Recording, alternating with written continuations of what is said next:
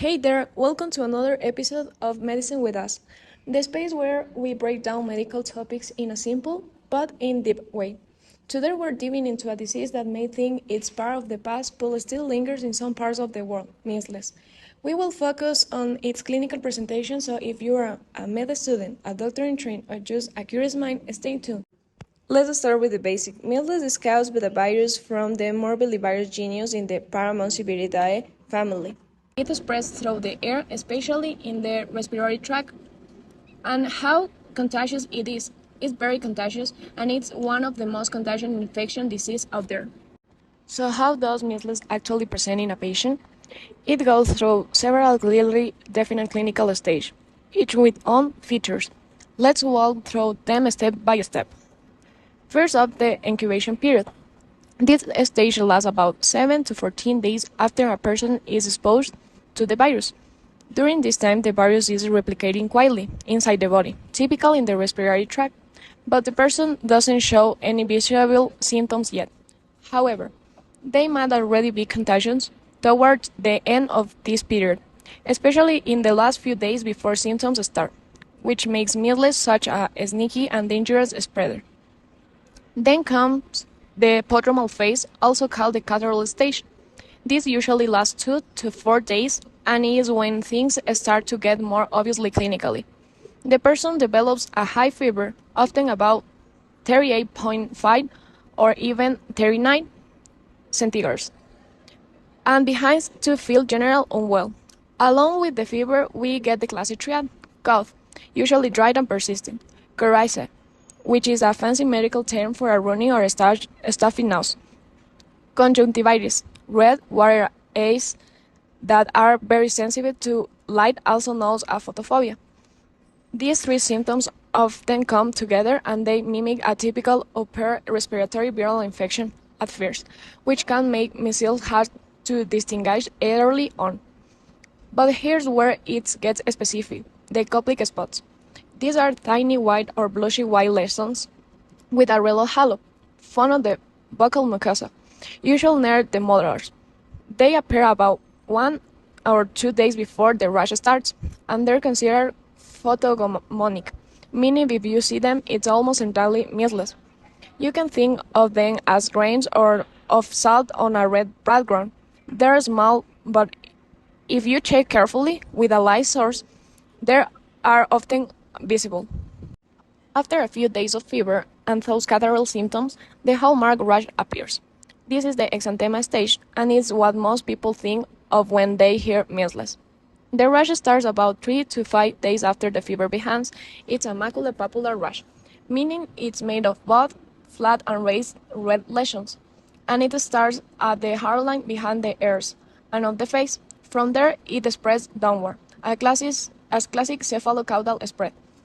Over the next 84 hours, the rash moves to the neck, trunk, arms, and finally the legs and feet. In some patients, especially those with severe or complicated case, the rash can conflude, meaning the red spots merge together to form large patch. It can be dramatic and cover large areas of the skin. The rash typically lasts for about 5 to 6 days and then fades in the same order it appeared. So it disappears from the face first, then moves downward. As the rash fades, patients often develop a fine desquamation or light skin peeling, especially on the face and upper trunk. Through this stage, the fever may persist, but once the rash starts to fade, the patient usually begins to recover. The overall clinical course from the first symptom to resolution takes around 10 to 14 days, depending on the individual and any complication. So the common complication may present in children under 5, young adults, and immunocompromised individuals. The most common complication is otitis media. Others include pneumonia, encephalitis, and the rare but serious subcutaneous sclerosing panencephalitis, which can appear years after the initial infection. Measles is usually a clinical diagnosis, but for confirmation we can test for measles-specific IgM antibodies or use PCR to detect viral RNA.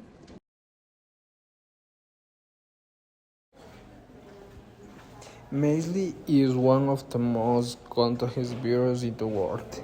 Its basic reproduction number is 12 and 18. This means that an infected person can transmit the virus to between 12 and 18 people if they are not vaccinated. This makes it very difficult to control. To stop the spread, we need at least 95 of the population to be vaccinated with 2,000. When, the, when this happens, what is called herd immunity is achieved.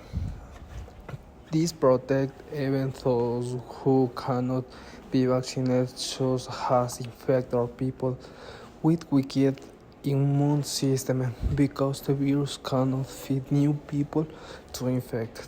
But if vaccinated cover drops, measles spread quickly, very quickly. The virus spreads through the air when a sick person covers sneezes, but even worse, the virus can remain in the air or on surface for up to 2 hours after the person has left the room. So you don't need direct contact with someone who's sick. You can catch the virus simply by entering a place where that person has recently been. Furthermore, measles doesn't have an animal reservoir.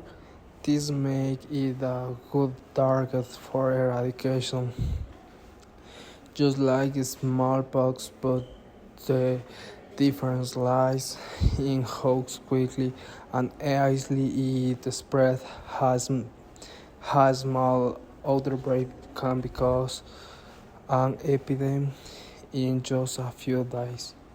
The measles vaccine is safe, effective, and inexpensive. However, the work has an eradication tool and requires very high, consistent global comfort. That's the current problem in some countries. Vaccinated rats are basically due to vaccination form, poor access, or a lack of trust in her system. Eradication measles is possible, but we must understand how easily it spreads and how even small decreasing vaccination can have serious consequences. Hello, I'm going to talk about the possibility of eliminating muses. Is it possible to eliminate muses? Yeah, it is possible. Countries like the United States have achieved this elimination is defined as zero sustained endemic cases in a country or region for at least 12 months. A challenge that can be achieved with a great strategy. Although the United States has eliminated muses, outbreaks have occurred due to unvaccinated travelers or communities with low vaccination rates influenced by misinformation. Other countries that have successfully eliminated cases include Japan, South Korea, Australia, and several European countries that have eliminated endemic cases. But what is happening in Latin America? It was a success. We did not fail. The Pan American Health Organization declared all of Latin America free of endemic muses. However, reintroduction of the virus has occurred. For example, Venezuela. In Venezuela had a large outbreak with thousands of cases. This was due to declining vaccination coverage, the economic and social crisis affecting the health system, mass migration, the moving of infected people to other countries without having been immunized, and poor epidemiological surveillance, which made it difficult to detect and contain outbreaks. Lack of access in rural areas, or refusal to receive vaccination. But not everything is bad. Venezuela, Haiti, Colombia, Ecuador, and neighboring countries, with the support of the Pan American Health Organization, and UNICEF have carried out mass vaccination campaigns. Cases have decreased in again, although surveillance remains key. Hey there, where we break down global health strategies with a way that actually makes sense. Today, we're diving into one of the most crucial public health missions of our time, eliminating measles. Yeah, that tiny virus with a big punch, we're not letting it win. Let's talk about how countries in the world are working together to fight back with the smart strategy and coordinated moves. We're covering four big pillars: immunization, surveillance, outbreak response, and governance. Let's break it down. First off, let's talk about vaccines. The goal here is the 90% of its vaccination coverage. That's a magic number. We're talking 2 doses of measles vaccine for every single person to create that solid wall of immunity across entire communities. But what happens when a region's coverage dips below that? That's where mass vaccination campaigns come in. These huge efforts that go into areas where coverage is low, filling in the gaps and protecting the population as a whole. And here's something clever. Instead of targeting measles, we're hitting two periods with one shot. Quite literally, combine measles, rubella vaccines, or MRCBS, as being used to not only tackle measles, but also rubella and congenital rubella syndrome, which can cause serious birth defects. Now, none of this work without a strong routine immunization system. Think of it like a foundation of a house. If the base isn't solid, everything else is gonna fall apart. So strengthening these routine services is key to keeping measles at bay in the long term.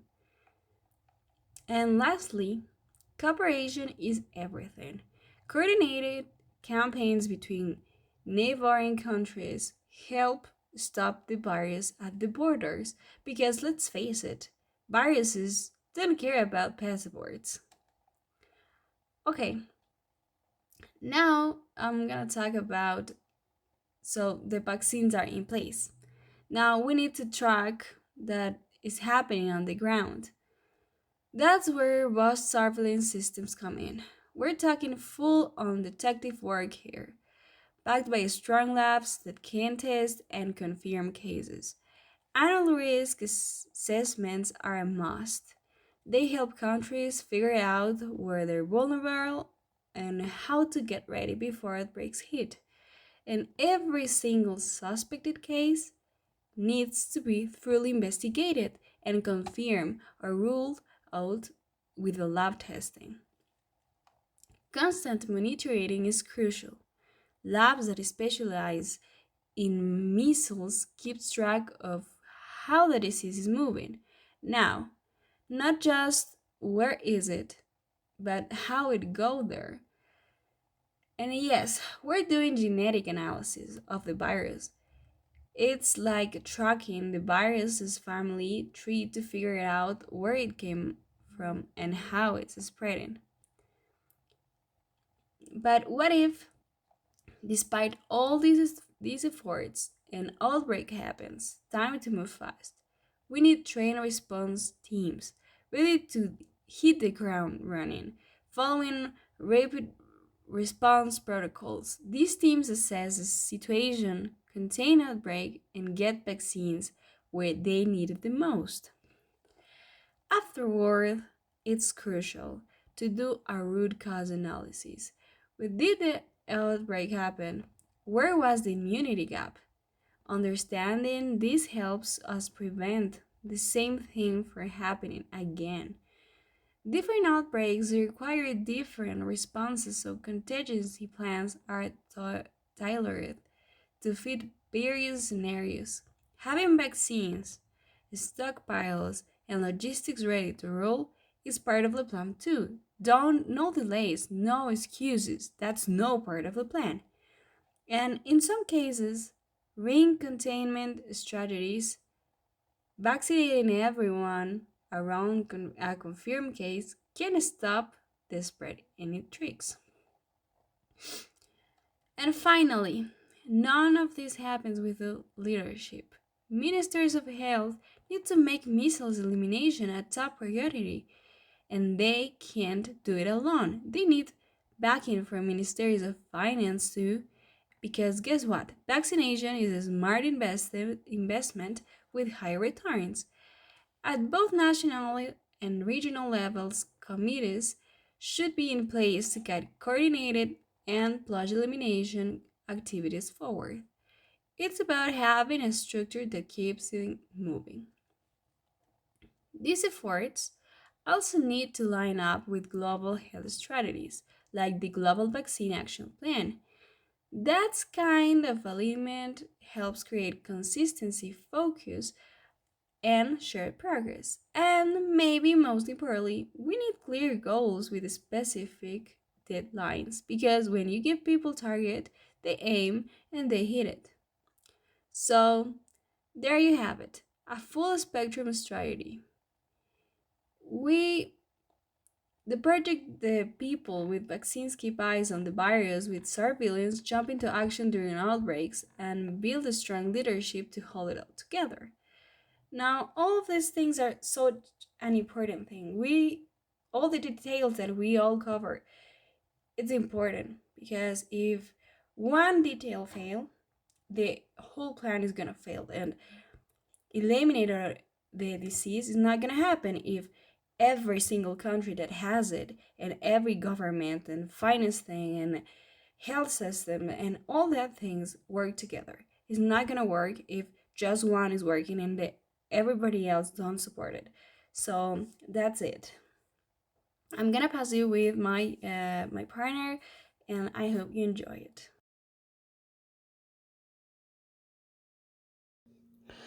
Also, we can implement other strategies focusing on more social, political, and community levels, such as segment 1, communication and community engagement. To combat misinformation, it is essential to develop effective communication strategies.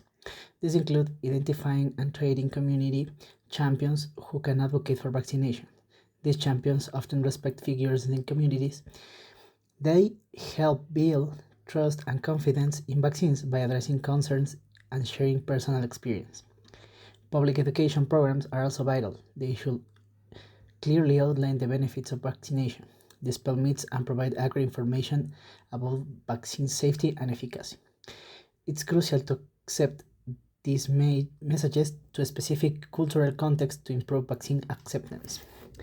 Strengthening trust in health service through treatment to transparent communication is another key strategy.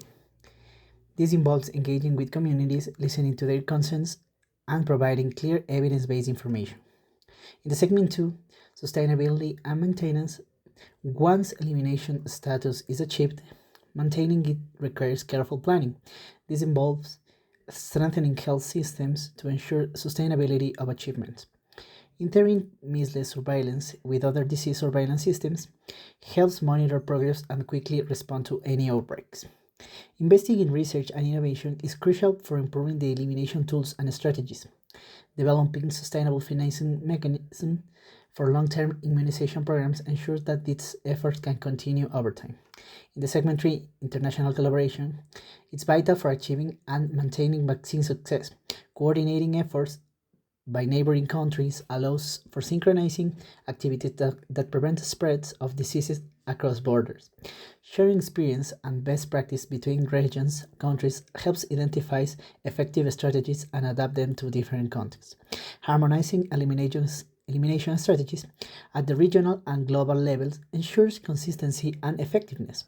Establishing independent verification mechanisms of elimination status provides a way to confirm progress and maintain accountability. In the segment 4, success stories and conclusion, countries like Bahrain, Iran, Oman, and Egypt, and the Eastern Mediterranean region, as well as the region of the Americas, have successfully achieved measles elimination. This success demonstrates the effectiveness of these strategies when implemented consistently and collaboratively.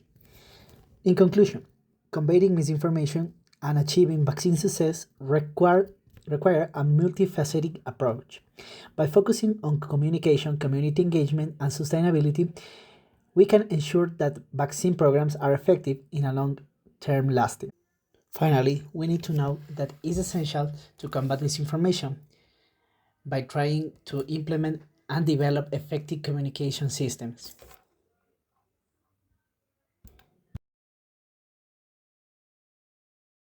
Hello, I'm gonna talk about environmental persistence. This persistence in the environment contributes to its high transmission potential, especially in crowded or poor ventilated spaces.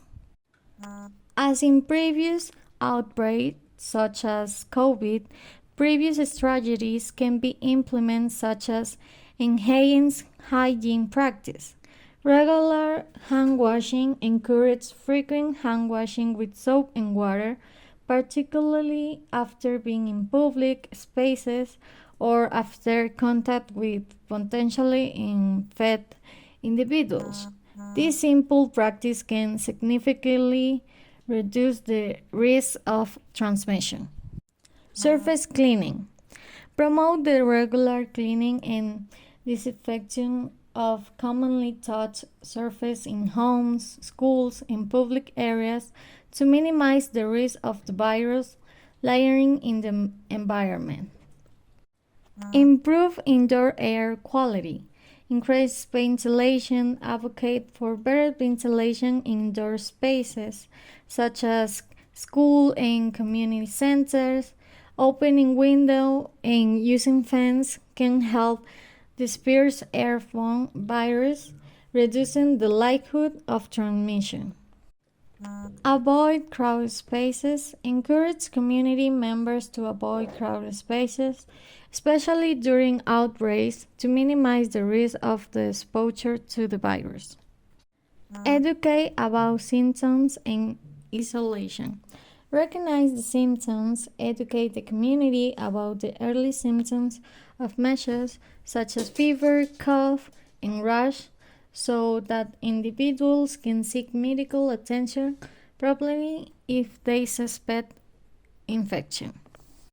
Promote isolation practice. Encourage those who exhibit symptoms to stay home and avoid contact with others, particularly vulnerable populations like infants and immunized compromised individuals. Community health initiative. Engage the local leaders, work with community leaders and influencers to spread awareness and encourage vaccination and preventive measures. It is convenient to improve them because in previous cases, these strategies have helped us control diseases that are in our environment. Well, that's it for today, but I hope you enjoyed and I hope you can join us another episode. Goodbye.